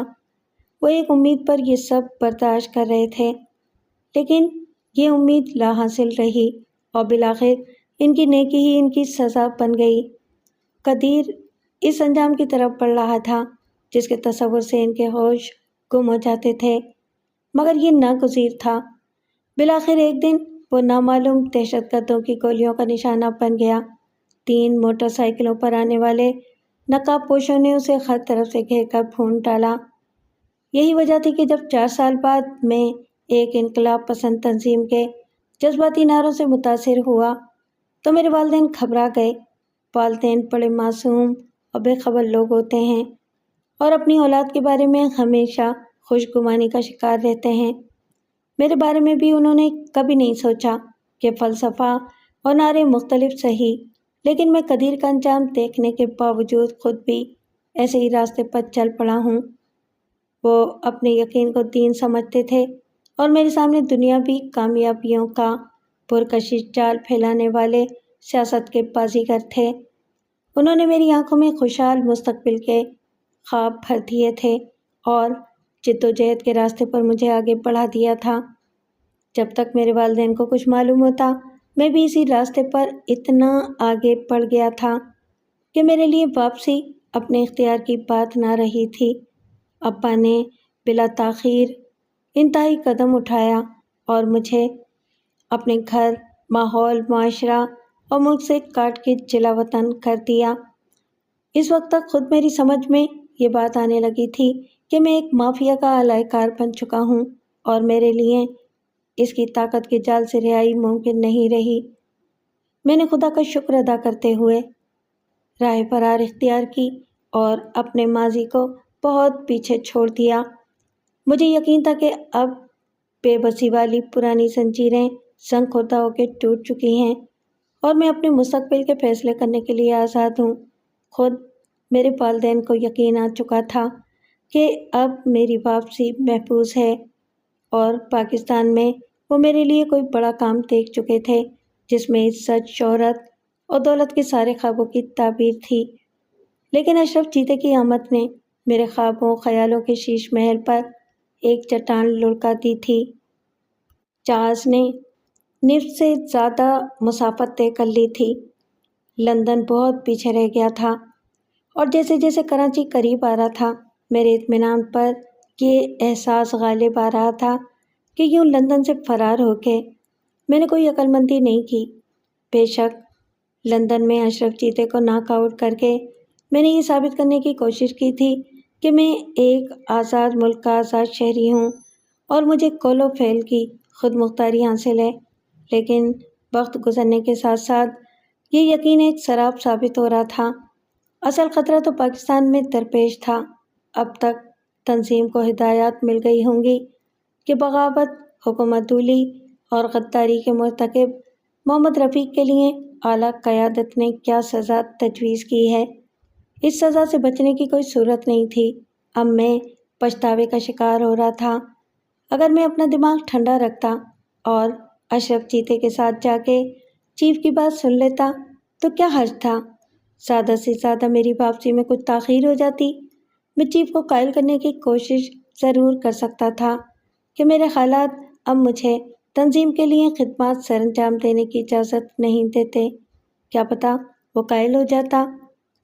میں سخت الجھن میں تھا کہ اب تنظیم کی ہائی کمان کے سامنے اپنے طرز عمل کی کیا وضاحت پیش کروں گا۔ اچانک میرے ذہن میں ایک نیا خیال آیا، کیوں نہ میں صاف مکر جاؤں کہ اشرف چیتا مجھ سے ملا ہی نہیں۔ اگر وہ ایسا کہتا ہے تو بکواس کرتا ہے۔ یہ کیسے ہو سکتا ہے کہ چیف مجھے طلب کرے اور میں نہ جاؤں؟ مجھے اس کا کوئی پیغام نہیں ملا، چنانچہ میں اپنے پروگرام کے مطابق لندن سے پاکستان کے لیے روانہ ہو گیا۔ اشرف چیتے کو کس نے ناک آؤٹ کر کے سڑک پر چھوڑ دیا، یہ میں کیا بتا سکتا ہوں۔ اپنی کوتاہی اور نااہلی پر پردہ ڈالنے کے لیے اس نے کوئی ڈرامہ کیا ہوگا۔ اشرف چیتا میرے جھوٹ پر کتنا واویلا کرے گا، یہ سوچ کے میں ہنس پڑا۔ ایئر ہوسٹس نے میرے قریب آ کے سوال کیا، آپ کھانے میں کیا پسند کرتے ہیں سر؟ میں نے اپنی پسند بتا دی، سب سے زیادہ سرسوں کا ساگ، مکئی کی روٹی اور مکھن۔ اس کے بعد اس کی مسکراہٹ ایک تیوری میں بدل گئی۔ میرا مطلب تھا آپ کیا کھائیں گے، پاکستانی، کانٹیننٹل یا چینی؟ میں نے سوچ کے کہا، چینی۔ Of course sir, and you will like it, okay. اس نے اپنی ہنسی روکی اور آگے بڑھ گئی۔ کچھ دیر بعد وہ مجھے چائنیز فوڈ دے گئی جو یقیناً بہت اچھا تھا اور مجھے بھوک بھی بہت تھی۔ کھانے کے بعد میں نے آنکھیں بند کر کے کیلولا فرمانے کی کوشش کی، مگر میرے خیالات کے گھوڑے بے مہار ہو کے ہر سمت میں دوڑ رہے تھے۔ نیم غنودگی کے عالم میں میرے اندیشے بڑے اوٹ پٹانگ فلمی خواب بن کے سامنے آنے لگے۔ سر، مجھے ایسا کیوں لگتا ہے کہ میں نے آپ کو پہلے بھی دیکھا ہے؟ میں بھونچا کر رہ گیا۔ وہ ایئر ہوسٹس نہ جانے کب اور کیوں میرے ساتھ والی سیٹ پر آ بیٹھی تھی۔ میں نے کہا، اس کے دو بہترین اور مقبول عام جوابات ہیں۔ ایک تو یہ کہ شاید ہم پچھلے جنم میں ملے تھے اور دوسرے یہ کہ خوابوں میں مل چکے ہیں۔ اصولاً تو یہ سوال مجھے کرنا چاہیے تھا۔ اس نے میری طرف جھک کے کہا، مجھے ایک پیغام دینا تھا۔ اس فلائٹ پر کوئی شخص ہے، مجھے نہیں معلوم کہ وہ کون ہے۔ لنچ کے بعد جب میں ٹرالی پر خالی ٹرے لے کر گئی تو ایک ٹرے میں برتنوں کے نیچے سے مجھے ایک پیغام ملا اور 10,000 روپے کا ایک چیک۔ میں نے اسے غور سے دیکھا۔ پیغام میرے لیے تھا؟ یس، اور چیک میرے لیے۔ وہ بولی، کہاں ہے وہ چیک؟ میں نے کہا، وہ میں نے ضائع کر دیا کیونکہ مجھے اس کی تاکید کی گئی تھی۔ مضمون اس کا یہ تھا کہ فرار ہو کے تم کہیں نہیں جا سکتے، ڈرنے کی کوئی بات نہیں، کراچی میں چیف کا انتظار کرو۔ آئی سی، میں نے کچھ دیر بعد کہا، تم بھی ان کے لیے کام کرتی ہو؟ میرا خیال تھا کہ ایئر ہوسٹس کی آمدنی کم تو نہیں ہوتی۔ ایئر ہوسٹس مجبور بھی تو ہو سکتی ہے، تمہاری طرح۔ میں نے طنز سے کہا، ہاں، 10,000 کی رقم کو انکار نہیں کر سکتی۔ وہ بلا معاوضہ بھی سب کچھ کرا سکتے ہیں۔ میں نے کہا، تم اپنی ماضی کی کس غلطی کو بھگت رہی ہو؟ وہ اٹھ کھڑی ہوئی، نہیں، میری غلطی نہیں، غلطی میرے بھائی کی تھی اور وہ اب اس دنیا میں نہیں ہے۔ مجھے اس کی بے بسی پر ترس آیا۔ بہنوں کی وجہ سے بھائی اکثر بلیک میل ہونے پر مجبور ہوتے ہیں۔ یہ الٹا معاملہ تھا کہ بھائی کے اعمال کی سزا بہن کو بھگتنی پڑ رہی ہے۔ 2-4 مسافروں نے شاید مجھ پر شک کیا ہو کہ انہیں گھاس نہ ڈالنے والی ایئر ہوسٹس میرے پاس آ کے بیٹھ گئی تھی، اور انہوں نے فرض کر لیا ہوگا کہ یا تو وہ میری کزن ہے یا میرے اس کے ساتھ ناجائز مراسم ہیں۔ کراچی تک صرف 1 گھنٹے کی پرواز باقی رہ گئی تھی۔ میرے لیے اچانک خطرات کا جنگل شروع ہو گیا تھا۔ محتاط اور لا تعلقی کے انداز میں واش روم تک آتے جاتے میں نے تمام مسافروں کی صورتوں کو دیکھا کہ کس کی صورت پر میری حالت میں دلچسپی کے آثار ہیں اور کون اپنی بدمعاشی پر ناز کرتے ہوئے میری بیچارگی کے تماشے سے لطف اندوز ہو رہا ہے۔ معلوم نہیں کیوں مجھے اپنی ہی قطار میں مخالف سمت کھڑکی کے ساتھ بیٹھی ہوئی شخص پر شک ہو گیا کہ سیاہ چشمے کے پیچھے سے اس کی نگاہیں میرا جائزہ لینے میں مصروف ہیں۔ اس شک کی وجہ شاید سیاہ چشمہ نہیں تھا، جہاز کے اندر دھوپ نہیں تھی اور وہ نظر کا چشمہ بھی نہیں تھا۔ کچھ لوگ سہولت کی خاطر فوٹو سن یا فوٹو براؤن لینس والے چشمے استعمال کرتے ہیں۔ ان کی خصوصیت یہ ہوتی ہے کہ کم روشنی میں اور انڈور وہ شفاف رہتے ہیں اور باہر جاتے وقت چشمہ بدلنا نہیں پڑتا، چند سیکنڈ میں شفاف شیشے سیاہ ہو جاتے ہیں۔ اس شخص کا حلیہ بھی قدرے عامیانہ سا تھا، سرخ رنگ کی ڈھیلی سی ٹی شرٹ جس پر آنجانی مارلن ونڈو ایک مشہور اور سنسنی خیز پوز میں نظر آ رہی تھی، جینز اور جیکٹ ہیئر اسٹائل میں اس نے شاہ رخ خان کو کاپی کیا تھا۔ وہ 30-35 سال کی درمیانی عمر کا دراز قد اور صحت مند شخص تھا جو بظاہر چیوگم چبانے کے سوا کچھ بھی نہیں کر رہا تھا۔ اپنی سیٹ پر دوبارہ بیٹھ جانے کے بعد مجھے یہ خیال آنے لگا کہ وہ شخص لندن سے میرے ساتھ ہی سوار ہوا تھا، بلکہ وہ میرے بھی بعد آیا تھا، حالانکہ میں مقررہ وقت کے کافی دیر بعد پہنچا تھا۔ وہ میری طرف اسی وقت دیکھتا تھا جب ایئر ہوسٹس میرے پاس آتی تھی، لیکن اس سے پہلے یا اس کے بعد بھی اگر وہ سیاہ چشمے کے پیچھے سے مجھے گھورتا رہا ہو تو مجھے معلوم نہیں ہو سکتا تھا۔ وہ بالکل فارغ تھا، اس نے نہ کوئی اخبار اٹھا رکھا تھا اور نہ رسالہ۔ شک کرنے کی کوئی بھی وجہ معقول نہ تھی، لیکن میں عجیب سی بے چینی میں مبتلا ہو گیا۔ شک کے اگلے مرحلے میں مجھے اس کی صورت بھی مانوس محسوس ہونے لگی اور میں سوچنے لگا کہ ایسا کیوں ہے۔ اس وقت کوئی جواب میری سمجھ میں نہیں آیا، مگر کچھ دیر بعد یہ ثابت ہوا کہ ذہنی خلش، چھٹی اس کی وارننگ، خواب میں الہام، سب کے پیچھے کچھ ہوتا ضرور ہے۔ میرا شک بھی بے سبب نہیں تھا۔ کراچی پہنچنے کے بعد جب میں جہاز سے اتر کے اپنے بریف کیس اور شولڈر بیگ کے ساتھ مسافروں کی ایک لمبی قطار میں چل رہا تھا تو وہ پیچھے سے قدم بڑھاتا ہوا آیا اور میرے ساتھ چلنے لگا۔ اس کے کندھے پر بھی ایک بیگ تھا جو میرے بیگ سے ٹکرایا اور نیچے گرنے لگا تھا کہ میں نے سنبھال لیا۔ آئی ایم سوری، اس نے رسماً کہا۔ میں نے بھی رسمی جواب دیا، کوئی بات نہیں۔ آپ رفیق احمد ہیں نا؟ اس نے کہا۔ میں چونکا، یس، لیکن آپ کون ہیں؟ میں پہچانا نہیں۔ وہ مسکرایا۔ کیسے پہچان سکتے ہیں؟ شاید ایک باری ملاقات ہوئی تھی، ویسے میں اکثر آپ کو دیکھتا تھا۔ میں نے کہا، کہاں؟ پاکستان میں، امریکہ میں یا لندن میں؟ اس نے میرے سوال کو زیادہ اہمیت نہیں دی۔ جگہ سے کیا فرق پڑتا ہے؟ آپ نے اچھا کیا کہ واپس آ گئے۔ میرے دماغ میں خطرے کی گھنٹی بجنے لگی۔ تمہیں اس میں کون سی اچھائی نظر آتی ہے؟ کون ہو تم آخر؟ اس وقت تک ہم کسٹم ہال میں پہنچ گئے تھے۔ اس نے مسکرا کے کہا، کیا والدین کے پاس اور اپنے وطن واپس لوٹ آنا اچھی بات نہیں ہے رفیق صاحب؟ پھر وہ تیزی سے آگے بڑھ گیا اور ہمارے درمیان بہت سے دوسرے مسافر حائل ہو گئے اور میرے لیے اس کا راستہ روکنا ممکن نہ رہا۔ اس کے پاس اضافی سامان کوئی نہیں تھا، چنانچہ وہ لمبے لمبے ڈگ بھرتا باہر جانے والے راستے کی طرف بڑھ گیا۔ مجھے اپنے سامان کے انتظار میں رکنا پڑا۔ کسٹم کے ایک خناٹ نظر آنے والے افسر نے بڑے معنی خیز لہجے میں سوال کیا، صرف 2 ہی سوٹ کیس ہیں آپ کے پاس؟ میں نے کہا، ابھی تو بیگیج آیا ہی نہیں، آپ نے دیکھ لیا؟ ہمیں بہت کچھ پتہ ہوتا ہے سر، 6 سال باہر رہ کے آئے ہیں آپ۔ میں نے کہا، پھر آپ کے خیال میں میرے پاس کتنے سوٹ کیس ہونے چاہیے؟ کوئی فارمولہ ہے آپ کے پاس کہ جو 6 سال باہر رہے اس کا 6 ضرور لانے چاہیے؟ پیچھے سے ایک شخص نے میرے شانے پر ہاتھ رکھا۔ آپ اس کمینے شخص کے منہ نہ لگیں، چڑ گیا تو آپ کو بہت پریشان کرے گا۔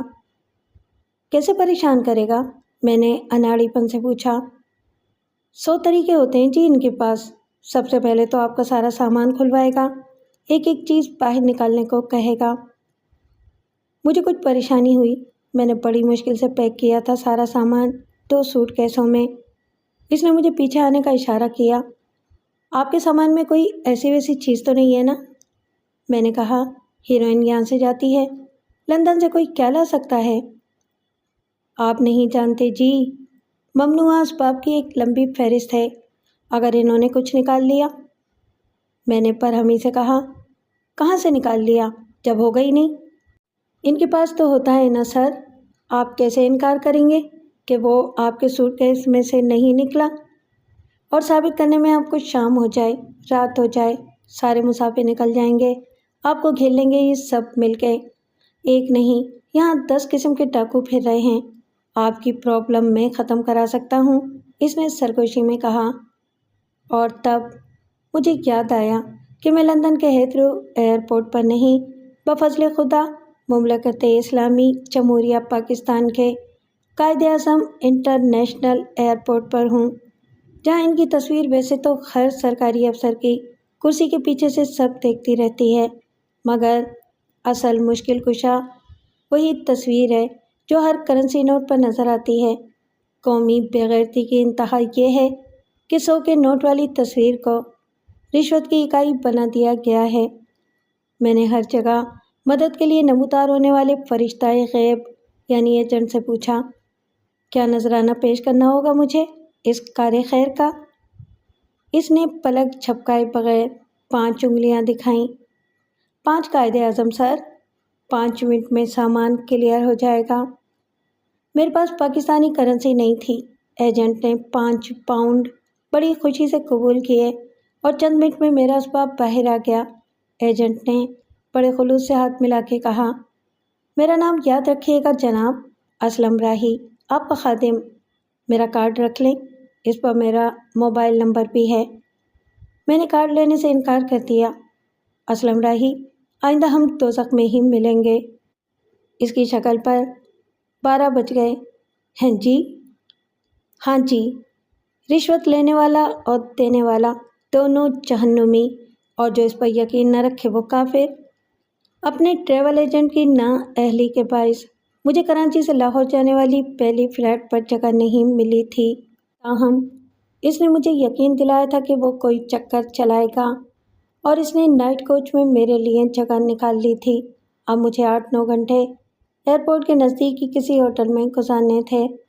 میں ٹرالی کو دھکیلتا اور ٹیکسی والوں کی یلغار کا مقابلہ کرتا باہر آیا تو میری نگاہ شخص کو تلاش کرتی رہی جس نے مجھے میرا نام تو بتا دیا تھا، مگر اپنا نام بڑی ہوشیاری سے گول کر گیا تھا۔ اس نے کہا تھا کہ تم نے اچھا کیا واپس آ گئے۔ یہی بات کسی نے مارتھا کو فون کر کے بھی کہی تھی۔ اس سے میرے شک کو تقویت حاصل ہوئی تھی کہ وہ لندن سے میرے پیچھے لگا ہوا تھا اور میری واپسی کو یقینی بنانے کے مشن پر مامور تھا۔ آخر کون تھا وہ؟ اس نے راہ چلتے ایک ایسی جگہ مجھ سے بات کی تھی جہاں میں اس کا گریبان پکڑ کے سوال نہیں کر سکتا تھا کہ آخر یہ کیا چکر ہے؟ تم میرے بارے میں کیا جانتے ہو اور کیوں میرا پیچھا کر رہے ہو؟ اپنے بارے میں کچھ بتانے سے کیوں گریز کر رہے ہو؟ اس سرنگ جیسے راستے پر میں اس سے جھگڑا کرتا تو خود تماشا بن جاتا۔ وہ انجان اور معصوم بن کے کہتا کہ میں نے تو آپ سے صرف کسی اچھے ہوٹل کا نام پوچھا تھا، معلوم نہیں تو ناراض کیوں ہوتے ہو؟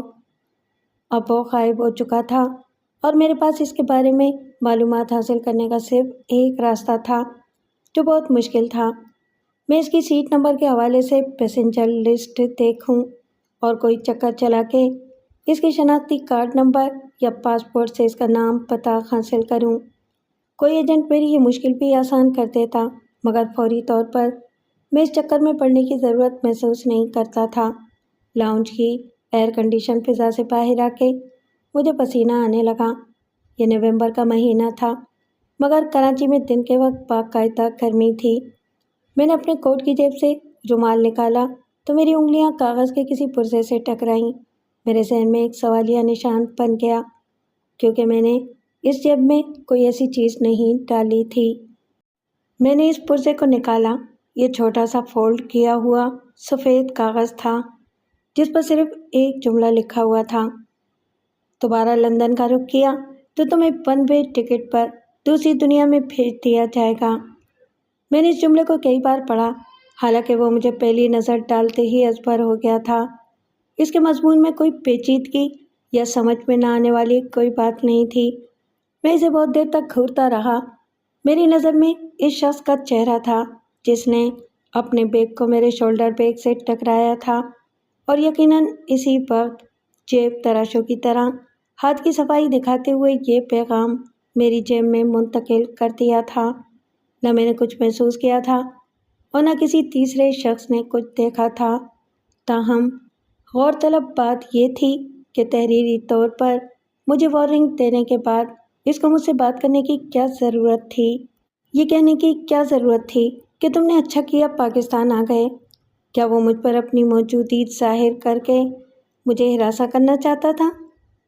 कत्ल की इस खुली धमकी का मफ़हूम मेरे ज़हन में उलझन का सबब बन गया था। ये धमकी किसकी तरफ से थी जिस पर मैं शक कर सकता था?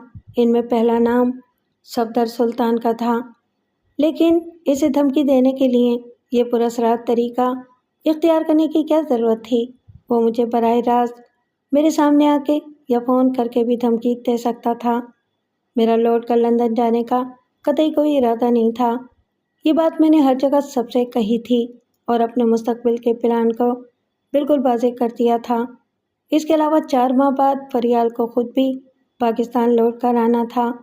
ऐसी सूरत में मेरे लंदन जाने से सफदर सुल्तान को क्या परेशानी हो सकती थी? अचानक मुझे एहसास हुआ कि एक टैक्सी ड्राइवर जो बाकी सबसे मेरा सामान छीन लेने में कामयाब हो गया था, बहुत देर से मुंतज़िर है कि मैं तशरीफ़ रखूं। इसने मेरी इजाज़त के बगैर ही सामान डिक्की में रख दिया था। मैंने कहा, देखो, मुझे नाइट कोच से लाहौर जाना है, इसलिए करीब तरीन होटल ले चलो। इसने नफ़ी में सर हिलाया। सब होटल बुक हैं सर जी, लेकिन पीसी में मेरी जिम्मेदारी और नाइट कोच की आप फिक्र मत करें, मैं खुद आपको लेने आ जाऊंगा। वो गालिबन होटल के किसी एजेंट का एजेंट भी था और पीसी का मशवरा इसने महज ज़्यादा फासले का ज़्यादा किराया वसूल करने के लिए दिया था। एयर कंडीशन टैक्सी में बैठ के मुझे कुछ सुकून मिला। टैक्सी शाहराह फैसल की ट्रैफिक से गुजरती गई और मैं अपने दो तरफा अज़ाब के बारे में सोचता रहा। अचानक और एक ही वक्त में मेरे 2 दुश्मन सामने आ गए थे। एक गन पॉइंट पर मुझे लंदन में रोकना चाहता था, दूसरा धमकी दे रहा था कि मैं लंदन न छोड़ा तो मुझे दुनिया छोड़नी पड़ेगी। एक मुझे आगे धकेल रहा था और दूसरा पीछे। होटल पहुंच के मैंने कोट और टाई से निजात हासिल की और जूते उतारे बगैर बेड पर तराश हो गया। रूम सर्विस से कॉफ़ी तलब करने के बाद मैंने फिर वो कागज़ का पुर्जा निकाला और इसकी तहरीर को घूरता रहा, जैसे शर्लक होम्स की तरह इसी से मैं सुराग लगा लूँगा। इस मामले में अब मेरे लिए शक की कोई बात नहीं रही थी कि मेरे साथ लंदन से जहाज़ पर सवार होने वाला वो शख्स इसी खिदमत पर मामूर था कि मेरी लंदन से वापसी को यकीनी बनाए और कराची पहुंच के रिपोर्ट इरसाल करे कि रफ़ीक की तरफ से परेशानी की कोई बात नहीं रही। कॉफ़ी पीते हुए मैं इस नतीजे पर पहुंचा कि इस किस्म की रिपोर्ट से सिर्फ एक फर्द को दिलचस्पी हो सकती थी, आयशा की माँ लेडी सीलिया अर्नस्टन को। वो शख्स यकीनन इसी का वॉच डॉग था। इसकी धमकी मुझ तक पहुंचाने के बाद वो लंदन वापस चला जाएगा और लेडी सीलिया को इत्मीनान दिलाएगा कि फ़िक्र की अब कोई बात नहीं रही। मुझे पाकिस्तान पहुंचाने का बंदोबस्त भी बहुत पहले ही किया गया होगा। आयशा की माँ तय कर चुकी होगी कि खा बेटी को कत्ल करना पड़े या मुझे, मगर वो अपनी आली निस्बत खालिस अंग्रेज़ बेटी की शादी एक काले और पाकिस्तानी मुसलमान से हरगिज़ नहीं होने देगी। 11 सितंबर के बाद हालात भी साज़गार हो गए थे। अगर मैं इज़्ज़त व आबरू के साथ ना जाता तो इस बात का इंतज़ाम किया जा सकता था कि मुझे दहशतगर्दी के शुबे में मुल्क बदर कर दिया जाए। लेडी सीलिया के असर व रसूख में और दौलत के दायरा इख्तियार में सब कुछ था। इस मंतकी नतीजे पर पहुंच जाने के बाद मुझे इस पर सख्त पेश आया। मैंने सोचा कि मैं होटल से आयशा की माँ को कॉल करके अच्छी तरह बेइज्जत करूं। अगर मैं आयशा से شادی کرنا چاہتا تو کیا وہ مجھے روک سکتی تھی؟ اگر میں اسے اپنے ساتھ لانا چاہتا تو کیا وہ میرا راستہ بلاک کر سکتی تھی؟ اور آج کے بعد بھی اگر میں عائشہ سے ملنا چاہوں یا وہ پاکستان آنا چاہے تو کیا اس کی بدمعاشی چلے گی؟ اس کی بیٹی عاقل و بالغ ہے اور اپنے قانونی حقوق رکھتی ہے۔ پھر مجھے خیال آیا کہ میں عائشہ کو سب بتا دوں یا اس کے باپ کو مطلع کر دوں، لیکن میرے پاس ثبوت کوئی نہیں تھا۔ میں نے کاغذ کے اس پرزے کو پھاڑ کر پھینک دیا۔ سوچا تو میں نے یہ تھا کہ میں اپنے مستقبل کا ایک کلین سلیٹ کے ساتھ آغاز کروں جس پر عمر رفتہ کی کوئی تحریر نہ ہو۔ مجھے دوستوں، دشمنوں، کامیابیوں اور ناکامیوں کا یہ سفر زیرو ریڈنگ سے شروع کرنا تھا۔ تاہم میرے ارادے کو ماضی بعید کے ایک ایسے دور سے شکست کا سامنا تھا جسے میں نے اپنی 6 سالہ جلا وطنی میں بالکل بھلا دیا تھا۔ صورتحال یکلخت پلٹ گئی تھی اور عدم تحفظ کا احساس مجھ پر غالب آ رہا تھا۔ مجھے معلوم تھا کہ میرے گھر والے کتنی بےتابی سے میرا انتظار کر رہے ہوں گے۔ انہیں میں نے لندن سے روانگی کا وقت بہت پہلے بتا دیا تھا۔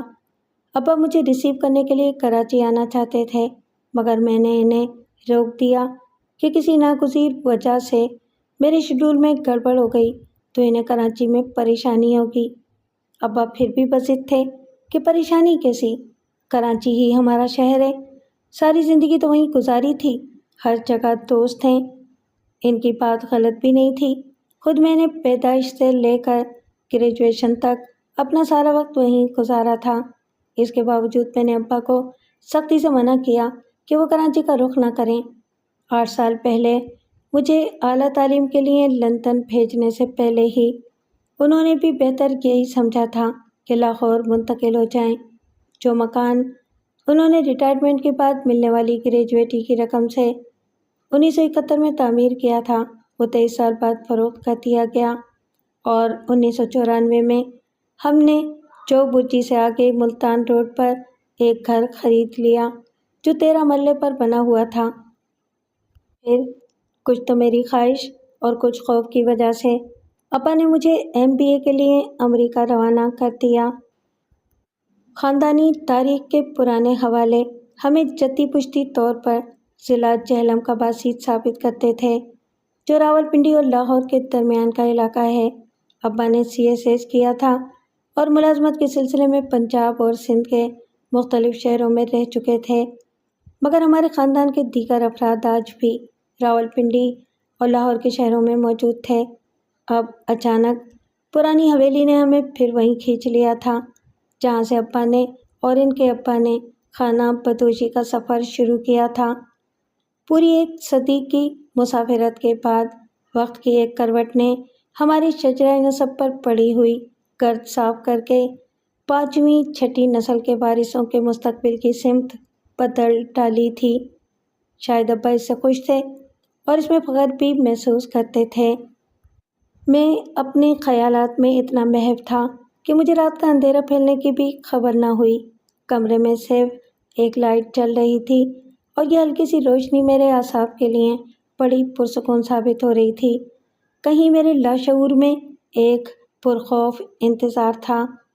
لندن سے تو میں بھاگ آیا تھا، مگر اب کیا ہوگا؟ اس بارے میں سوچ کر میں مزید پریشان ہونا نہیں چاہتا تھا۔ میرا ذہنی رویہ اب یہی تھا کہ جو ہوگا دیکھا جائے گا، اچھا ہوگا یا برا ہوگا، میں اس کا مقابلہ اعتماد سے کروں گا۔ اچانک فون کی گھنٹی بجی تو میں چونکا۔ میں نے کمرے کی لائٹس جلا کے ریسیور اٹھایا اور کہا، ہیلو سر، آپ سے کوئی ملنے آیا ہے، آپریٹر نے شائستگی سے کہا۔ یکلخت میرے سارے حواس بیدار ہو گئے۔ میرے کسی دوست یا آشنا کو علم نہیں تھا کہ میں کراچی کے کس ہوٹل میں مقیم ہوں۔ یہ صرف وہی جانتے تھے جو لندن سے کراچی تک میری تمام نقل و حرکت پر نظر رکھے ہوئے تھے۔ ان کو آنا ہی تھا اور وہ آ گئے تھے۔ مجھے یقین تھا کہ وہ پوری تیاری کے ساتھ آئے ہوں گے اپنی کہنے اور منوانے کے لیے۔ آپریٹر نے کچھ توقف کے بعد کہا، سر، آپ ان سے ملنا چاہیں گے یا نہیں؟ میں نے کہا، کتنے لوگ ہیں؟ نام کیا ہے ان کے؟ دو ہیں سر، شہاب الدین اور محمد عمر۔ میں نے کہا ان میں سے ایک کو بھیج دو، لیکن اس کی شناخت کے بعد، نام پتہ نوٹ کرنے کے بعد۔ یس سر۔ ایک اور بات، اپنی سیکورٹی سے کہو یہ دیکھ لیں کہ وہ مسلح تو نہیں ہے۔ آپریٹر شدید تذبذب میں پڑ گئی۔ 1 منٹ سر۔ اس نے کسی سے مشورہ کیا اور پھر بولی، کیا یہ بہتر نہیں ہوگا سر کہ آپ ان سے لاؤنج میں مل لیں؟ یہ فیصلہ مجھے کرنے دو کہ کیا بہتر ہے، میں نے کہا اور فون رکھ دیا۔ صورتحال کا مقابلہ کرنے کے لیے ذہنی طور پر میں بالکل تیار تھا، جسمانی طور پر بھی میں ایک کا نہیں 2 کا مقابلہ کر سکتا تھا، بشرطے کہ وہ مسلح نہ ہو۔ میرے پاس کوئی ریوالور نہیں تھا، لیکن لندن میں حاصل کی ہوئی جوڈو کراٹے کی 6 ماہ کی تربیت نے مجھے خالی ہاتھوں سے اپنا دفاع کرنا سکھا دیا تھا۔ محمد عمر میرے لیے نیا نام تھا۔ شہاب الدین کی آمد میرے لیے قطعی غیر متوقع تھی۔ وہ چیف کی عدم موجودگی میں تنظیم کے قائم مقام چیف کے طور پر کام کر رہا تھا اور کراچی میں رہتا تھا۔ اس مقام تک پہنچنے میں اسے 20 سال لگے تھے۔ وہ پیشے کے اعتبار سے انجینئر تھا اور جب میں تعلیم کے بہانے ملک سے فرار ہوا تھا تو وہ پنجاب کا صوبائی چیف تھا۔ میری اسے براہ راست شناسائی نہیں تھی، کیونکہ میں بہت نچلی سطح کا کارکن تھا اور مجھے سندھ کا چیف کنٹرول کرتا تھا۔ وہ 2 سال پہلے لاپتہ ہو گیا تھا۔ شہاب الدین کی آمد سے میں نے اندازہ کیا کہ معاملہ انتہائی اہم اور پرسنل ہوگا، ورنہ اشرف چیتا جیسا کوئی کارکن اس کا پیغام مجھ تک پہنچا دیتا یا مجھے ساتھ لے جا کے شہاب الدین کی خدمت میں پیش کر دیتا۔